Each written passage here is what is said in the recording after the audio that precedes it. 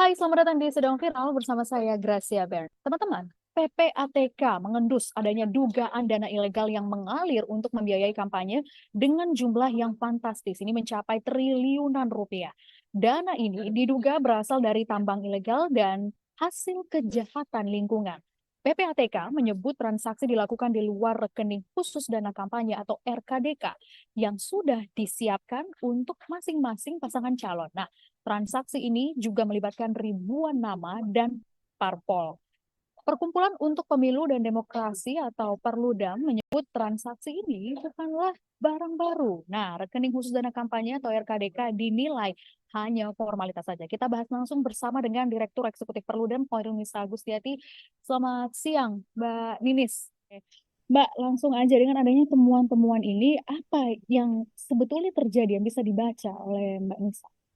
Ya, memang ini biasanya yang biasa tiap kali pemilu ya PPATK mengatakan bahwa menemukan apa ya dana-dana atau transaksi-transaksi yang ada potensi mencurigakan gitu ya. Nah, memang kalau kita menggunakan undang-undang pemilu kita itu memang mengatur mengenai dana kampanye. Nah, tapi dana kampanye yang diatur dalam undang-undang pemilu itu hanya yang masuk dalam periode kampanye dan periode kampanye itu hanya 75 hari dimulai dari tanggal 28 November sampai nanti masa tenang ya 10 Februari.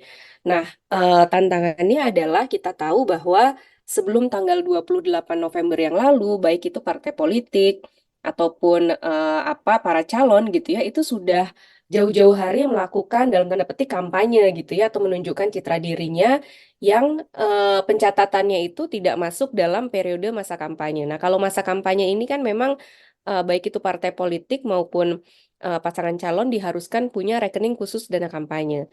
Nah, sementara yang sebelum masa kampanye tadi itu bisa jadi dicatatkan di luar rekening khusus dana kampanye. Jadi kalau tadi temuan PPATK menyebutkan bahwa rekeningnya ini di luar dari rekening yang terdaftar dalam KPU, itu menjadi apa ya? Menjadi bukan ya wajar ya mungkin ya karena ya itu tadi sesuatu yang belum dicatatkan di periode masa kampanye. Nah, sayangnya aktivitas-aktivitas yang sudah dilakukan sebelum masa kampanye ini tidak terkonsolidasi pencatatan keuangannya. Jadi misalnya uangnya dari mana, lalu digunakan untuk apa, belanja kampanyenya untuk apa gitu yang sebelum tanggal 28 ini tidak tercatatkan dan juga tidak terkonsolidasi dalam laporan dana kampanye baik itu partai politik maupun pasangan calon gitu. Jadi ini yang menjadi salah satu catatan sebetulnya makanya kemarin setelah PPATK mengatakan bahwa tadi ada temuan PPATK itu, Bawaslu perlu segera menindaklanjuti karena Bawaslu itu salah satu tugasnya adalah mencegah terjadinya politik uang. Jadi sebelum terjadi politik uang, Bawaslu sudah harus bisa mencegah itu dulu. Nah, makanya ini sekarang yang ditunggu adalah peran aktifnya Bawaslu untuk menelusuri dari temuan dari PPATK tadi. Oke, Mbak, apakah ada batasan jumlah rekening yang dicatat oleh KPU untuk nanti mekanisme kampanye ini? Apakah hanya satu rekening saja atau ada beberapa sehingga nanti bisa melalui banyak rekening untuk melakukan transfer seperti itu? Ya, kalau rekening khusus dana kampanye ya hanya satu yang Satu. didaftarkan ke KPU gitu ya. Jadi supaya apa alirannya jelas, keluar masuknya uang itu jelas dari rekening khusus tersebut. Jadi itulah yang didaftarkan. Nah, sehingga sebetulnya kalau ada rekening yang lain di luar itu, nah ini yang kemudian perlu ditelusuri tadi gitu ya. Tadi kan temuannya PPATK mengatakan bahwa transaksi ini tidak dari rekening yang didaftarkan ke KPU, rekening khusus dana kampanye, tapi rekening di luar itu. Nah, ini sebetulnya mungkin saja gitu ya, karena tadi ada hal-hal yang aktivitas-aktivitas yang sudah dilakukan sebelum masa kampanye, yang itu tadi pencatatannya tidak melalui rekening dana kampanye ini tadi gitu, karena yang diamanatkan oleh Undang-Undang Pemilu itu kan ya hanya terbatas di masa kampanye saja gitu. Oke, Mbak Ninis, sebelumnya saya baca ini bahwa Perludem mengatakan ini sebetulnya bukan barang baru hal-hal semacam ini. Jadi temuan ini sebetulnya hal yang lumrah terjadi ketika menjelang pemilu ataukah seperti apa? Ya, memang kalau dalam pemilu ini apa ya semacam sesuatu hal yang memang sudah lumrah gitu ya, karena di Undang-Undang Pemilu itu kan ada pembatasan. pembatasan sumbangan ya. Jadi bagi pihak-pihak yang mau memberikan sumbangan kepada peserta pemilu itu diperbolehkan. Kalau individu mau menyumbang itu batasannya maksimal 2,5 miliar. Kalau badan hukum mau menyumbang itu batasannya maksimal 25 miliar. Nah, sementara apakah pembatasan seperti ini cukup? Mohon maaf, tentu tidak, karena bisa saja ini diakali gitu. Jadi misalnya saya punya uang 10 miliar, kan secara individu saya nggak boleh kasih sumbangan 10 miliar. Ya saya bagi aja nih 10 miliar ke beberapa orang gitu ya, pinjam nama orang, pinjam alamat orang, lalu memberikan sumbangan. Termasuk sama juga halnya seperti badan hukum. Nah, apa permasalahannya adalah kita hanya punya batasan terhadap sumbangan, batasan belanja itu tidak diatur. Jadi ya memang peserta pemilu itu apa ya, ya bisa saja mengeluarkan uang sebanyak-banyaknya karena nggak ada batasan belanja kampanyenya. Nah, terkadang sumber-sumbernya ini memang ada yang tidak tercatatkan gitu ya. Ya tadi misalnya kalau dia tidak masuknya lewat rekening dana kampanye, lewat rekening-rekening yang lain, sehingga itu tidak tercatatkan dan tadi bisa bisa saja sumber-sumbernya ilegal karena di Undang-Undang Pemilu itu tadi ada syaratnya juga selain batasan sumbangan juga ada syaratnya siapa saja yang boleh menyumbang gitu ya. Harus punya NPWP misalnya, harus ada regulasi-regulasi yang lain, tidak boleh apa ya badan hukum yang misalnya melanggar ketentuan hukum di Indonesia. Nah, itu ada ketentuannya sebetulnya. Nah, dana-dana ilegal ini masuknya jadi dia mungkin agak belok sedikit gitu ya, tidak melalui jalur-jalur yang resmi. Oke, tapi sebelumnya KPU apakah mengecek kembali dana kampanye yang sudah didapat ini, apakah dilaporkan secara detail dapat dari siapa dan dari mana saja, kemudian transaksinya kepada siapa lagi? Nah, laporan dana kampanye itu nanti akan diaudit sebetulnya oleh kantor akuntan publik. Auditnya itu nanti dilakukan setelah proses pemungutan dan penghitungan suara. Nah, tapi proses audit ini prosesnya bukan audit yang investigatif. Jadi dia hanya audit yang berdasarkan prosedur saja. Jadi misalnya ngecek apakah betul sumbangannya tidak lewat 2,5 miliar kalau untuk individu, tidak lewat 25 miliar kalau untuk badan hukum misalnya. Jadi auditnya ya audit kepatuhan saja, bukan yang auditnya investigatif. Dan dalam laporan dana kampanye selama ini catatannya adalah laporan dana kampanye kita ini sifatnya umum saja, Mbak. Jadi general saja, apa istilahnya gelondongan. Jadi kalau misalnya ada yang menuliskan jasa misalnya 50 juta. Nah, itu tidak dirinci jasa 50 juta ini jasa apa? Apakah jasa konsultan politik, konsultan media sosial misalnya. Nah, itu tidak dirincikan dalam laporan dana kampanye. Nah, jadi kita tidak bisa tahu detail termasuk juga misalnya soal sumbangannya gitu ya. Misalnya caleg kan boleh menyumbang gitu ya kepada dana kampanye. Nah, itu pun hanya sifatnya pun gelondongan saja misalnya dari caleg 100 juta gitu.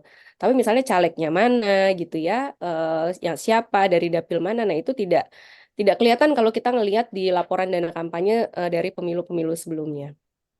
Oke, Mbak Ninis, saya juga baca ini. Perludem selain tadi mengatakan bahwa praktek semacam ini bukan hal yang baru, nyatanya rekening khusus dana kampanye atau RKDK ini dinilai hanya formalitas saja. Setujukah, Mbak Ninis?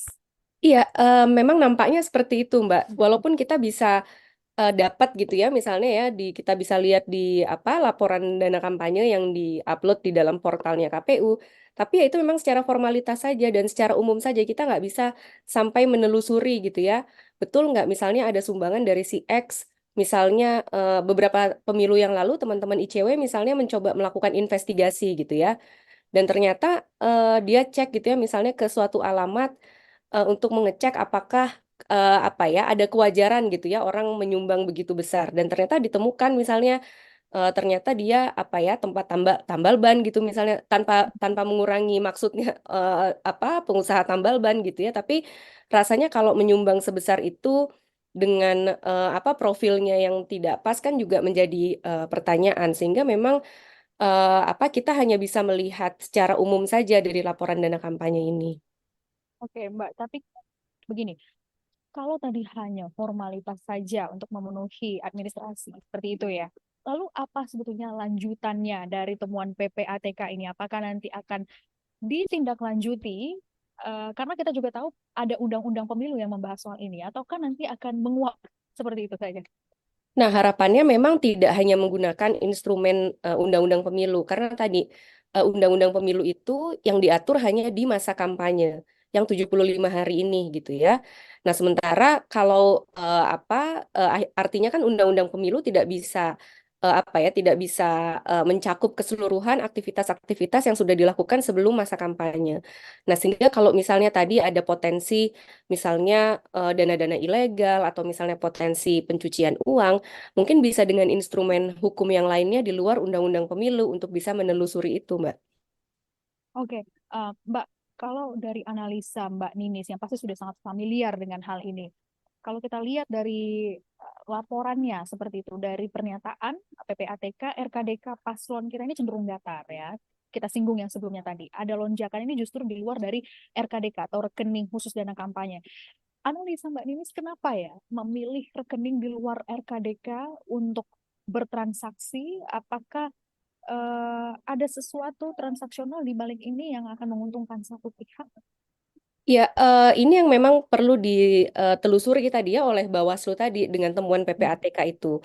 Kan sebetulnya tadi peserta pemilu untuk masa kampanye ini uang keluar dan uang masuk hanya lewat rekening khusus dana kampanye. Nah, kalau ada rekening yang di luar yang kemudian digunakan untuk aktivitas kampanye, tentu bagi Bawaslu ini harus jadi temuan. Jadi Bawaslu menurut saya nggak perlu nunggu ada laporan resmi dulu gitu loh. Dia harus bisa proaktif. Apalagi tadi Bawaslu salah satu tugasnya adalah mencegah terjadinya politik uang. Nah, ini harus bisa dilakukan oleh Bawaslu. Kan tentu menjadi pertanyaan, kenapa harus ada rekening-rekening yang lain? Jangan-jangan sumber dananya ilegal. Jangan-jangan tidak sesuai dengan ketentuan yang ada di dalam undang-undang pemilu untuk belanja kampanye misalnya. Nah, ini yang sebetulnya sekarang kita menunggu tindak lanjut dari Bawaslu, termasuk juga tadi ya kalau mau menggunakan instrumen hukum yang lain, undang-undang yang lain selain undang-undang pemilu. Oke. Mbak, tapi yang menariknya ini, memangnya ada masalah apa sih sebetulnya kalau bertransaksi untuk kampanye di luar dari RKDK yang sudah ditetapkan oleh KPU ini? Toh nanti endingnya, kalau kita lihat ini akan terendus juga oleh PPATK. Atau seperti apa Mbak Ninis membaca situasi ini? Ya, publik kan perlu transparansi dan Oke. akuntabilitas dari peserta pemilu ya. Yang ini bisa kita lihat melalui tadi platform laporan dana kampanye yang ada di websitenya KPU. Nah, kalau di dalam platform ini hanya bersumber dari rekening khusus dana kampanye, sementara ada aktivitas di luar itu yang tidak tercatatkan, artinya kan kita sebagai publik tidak mendapatkan informasi yang utuh ya. Nah, padahal laporan dana kampanye ini penting bukan hanya bagi si peserta pemilu, si calon partai politik untuk melaporkan, memaksa mereka untuk transparan, tapi kita sebagai pemilih sebetulnya bisa menggunakan dana kampanye ini, laporan dana kampanye ini sebagai indikator kita memilih nanti gitu. Kita bisa cek, oh mereka terima uang dari mana, dibelanjakan untuk apa misalnya, atau kita bisa menentukan pilihan kita berdasarkan siapa yang paling transparan dan akuntabel misalnya. Nah, bagi pemilih itu juga menjadi salah satu instrumen untuk memberikan hak politik sebetulnya di dalam laporan dana kampanye itu. Oke, baik Mbak Ninis sudah dapat tadi poinnya. Kita tunggu saja karena pekan ini PPATK akan mengumumkan seperti apa sebetulnya temuan-temuan ini. Nanti kita akan lihat bersama bagaimana regulasinya seperti itu. Dan juga yang paling penting untuk para calon pemilih di pemilu 2024 nanti penting juga yang tadi disampaikan sama Mbak Ninis adalah transparansi begitu ya Mbak ya. Untuk teman-teman bisa bijak memilih siapa pasangan calon yang akan dipilih nanti pada pemilu 2024. Saya Gracia Bern, terima kasih sudah menyaksikan Sedang Viral. Sampai jumpa.